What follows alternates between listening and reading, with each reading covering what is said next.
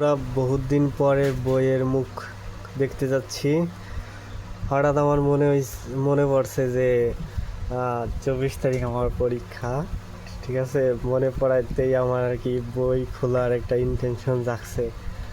একজন মানুষের সাথে কথা কতি কতি মনে পড়ছে যে আমার 24 তারিখ পরীক্ষা, আমার এখন একটু পড়া উচিত। ঠিক আছে, তার জন্য এই যে দেখেন বই খাতা খুলে আমি প্রস্তুত। ঠিক আছে,